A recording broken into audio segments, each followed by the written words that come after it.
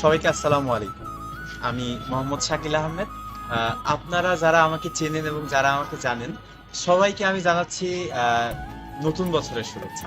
সবাই আশা করি নতুন বছর অনেক ভালো কাটবে, আনন্দে কাটবে এবং অনেক হাস্যোজ্জ্বল দিনগুলো কাটবে আপনাদের। এই ৩৬৫ দিন কেমন কেটেছে আপনাদের সেটা আমি জানি না, কিন্তু আমার কথা যদি আমি আপনাদেরকে বলি, এই ৩৬৫ দিন আমাকে শিখিয়েছে বাস্তবতা।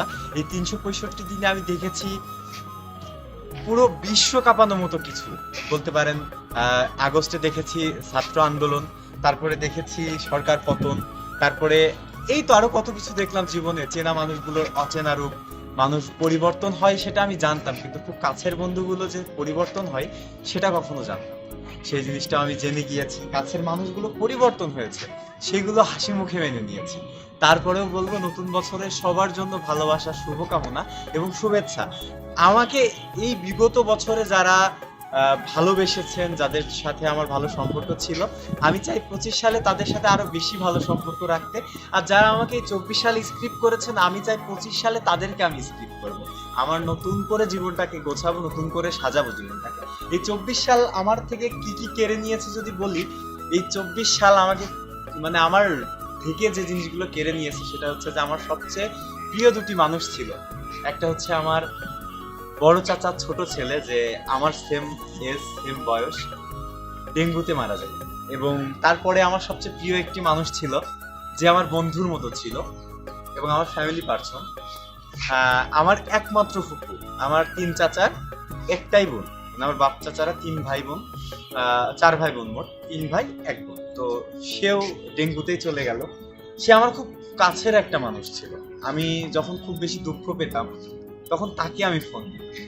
আর সে আমাকে কখনো বাজান ছাড়া কথা বলেনি। সে ঢাকাতে থাকতো, আমি ঝিনাইদহে।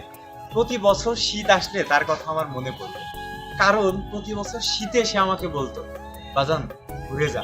আর আমি যাওয়ার পরে সে যে কি কি করতো সেটা শুধু আমিই জানি। সে আমাকে কতটা ভালোবাসতো আর আমি তাকে কতটা ভালোবাসি এখনো, সেটা শুধু আমিই জানি। তো এই 24 সাল আমার থেকে কেড়ে নিয়েছে দুটো প্রিয় ব্যক্তি, এবং কেড়ে নিয়েছে আমার স্বপ্ন। এই শেষের দিকে এসে আমার যে একটি স্বপ্ন বেঁচে ছিল আমার জীবনের, তো সেই স্বপ্নটাকেও কেড়ে নিয়েছে এই 24 সাল। আশা করি 25 সালে নতুন কিছু প্রাপ্তি হবে আমার জীবনে, ভালো কিছু করতে পারবো, সেই দোয়াই চাই আপনাদের থেকে। আপনাদের মাঝে যেন থাকতে পারি এরকম হাসি মুখে সবসময়, শুধু এইটুকু চাওয়া, এর থেকে বেশি কিছু চাই না। আপনাদের মাঝে এসেছি শূন্য হাতে, চলেও যাব শূন্য হাতে। তো এই সাল এবং এই বিগত বছর, বিগত দিনে যাদেরকে যদি আমি একটুও কষ্ট দিয়ে থাকি কারোর মনে, সবাই মন থেকে আমার জন্য মাফ করে দিন। আর আমি যদি কখনো কাউকে কষ্ট দিয়ে থাকি, সবচেয়ে বেশি কষ্ট আমিই পাই। পরবর্তীতে আমি ভাবতে থাকি রাতের বেলা যে এটা আমি না করলেও পারতাম। আর আরেকটা বিষয় হচ্ছে, আমাকে যারা কষ্ট দিয়েছেন তাদের সবাইকে আমি অলরেডি মাফ করে দিয়েছি, কারণ আমি সবসময় সবাইকে মাফ করে দিতে ভালোবাসি। আমি এমনই একটা ছেলে। এই হচ্ছে বিষয়। আর যারা আমাকে ভালোবাসেন, আমাকে সম্মান করেন, আমাকে শ্রদ্ধা করেন, ছোট ভাইয়ের মতো অনেকে ভালোবাসে আমাকে, এবং বড় ভাইয়ের মতো ভালোবাসে অনেকে। আমার কিছু ভালো বন্ধু আছে যারা আমাকে খুব বেশি ভালোবাসে। তো এইগুলো মিলিয়ে আমার জীবনটা চলছে, আমি ভালো আছি আলহামদুলিল্লাহ। যদিও আমার অনেক স্বপ্ন ভেঙেছে, এত বছরগুলো ধরে আমি যত স্বপ্ন দেখেছি তার 80% স্বপ্নই ভেঙে গিয়েছে, 20% পূর্ণতা পেয়েছে। তাতেই আলহামদুলিল্লাহ, তাতেই আমি অনেক খুশি। আল্লাহর কাছে লাখো লাখো লাখো শুকরিয়া যে আল্লাহ আমার 20% স্বপ্ন তো পূরণ করেছে। আমি যে জায়গায় আছি, আমার এই জায়গায় আসাটা অনেকের কাছে স্বপ্ন। যেমন আমি পার্সোনালি আমি রেডিওর একজন আরজে, রেডিও জকি।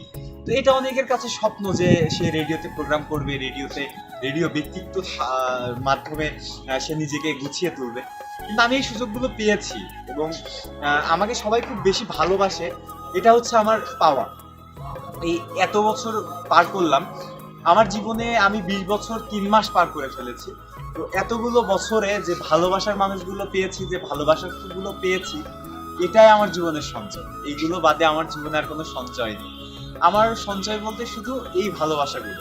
আমি চাই এই ভালোবাসাগুলো আমার জীবনে সবসময় থাকুক এবং বারবার ফিরে আসুক। তো এই হচ্ছে বিষয়। আর আপনাদেরকে আরো একবার বলছি নতুন বছরের অনেক অনেক শুভেচ্ছা। আমি জানি অনেকেই আমার এই ভিডিওটা দেখেছেন, যেহেতু এই পর্যন্ত দেখেছেন তাহলে নিশ্চয়ই আমাকে ভালোবাসেন। আমাকে হয় বড় ভাই হিসাবে, নয় ফ্রেন্ড হিসাবে, নাহলে ছোট ভাই হিসাবে তো ভালোবাসেন। তো একটা করে কমেন্ট করে দিবেন, যে যাতে বুঝি যে হ্যাঁ ভালোবাসার মানুষগুলো শেষ পর্যন্ত দেখছে, তারা একটা করে কমেন্ট করছে। তো আপনাদের জন্য থাকবে অনেক অনেক ভালোবাসা। আমাকে যারা ভালোবাসেন তাদেরকে আমি কখনোই মন থেকে ভুলবো না, তাদের জায়গা সবসময় আমার হৃদয়ে থাকবে। আর এই জায়গা থেকে তাকে তখনই বের করে দিব যখন সে আমার পিছন থেকে এসে ছুরি মারবে। আর পিছন থেকে ছুরি মারা মানুষগুলোকে দেখলে চেনা যায় না, এদিকে চেনা বড় কষ্ট। আমি মানুষ চিনতে খুবই ভুল করি বরাবর। তো আমি সবসময় ভুল মানুষগুলোকেই কেন জানি পছন্দ করে ফেলি বা চয়েস করে ফেলি। মানে বেসিক্যালি প্রেম প্রীতি ভালোবাসা এইগুলো না, এইগুলো বাদেও অনেক কিছু হয়। তো এইগুলো আমি কেন জানি পছন্দ করে ফেলি বারবার। মানে সেটা হতে পারে বন্ধু, সেটা হতে পারে অন্য কিছু, যাই হোক না কেন, এই হচ্ছে বিষয়। তো আমার কাছের ছোট ভাই ব্রাদার যারা আমার সাথে সবসময় থাকে চলে, তাদেরকে আমি খুব বেশি ভালোবাসি। তারা আমার সাথে সব সময় থাকে, যে কোনো প্রয়োজন বিপদ হেল্প সব সময় আমার সাথে তারা থাকে।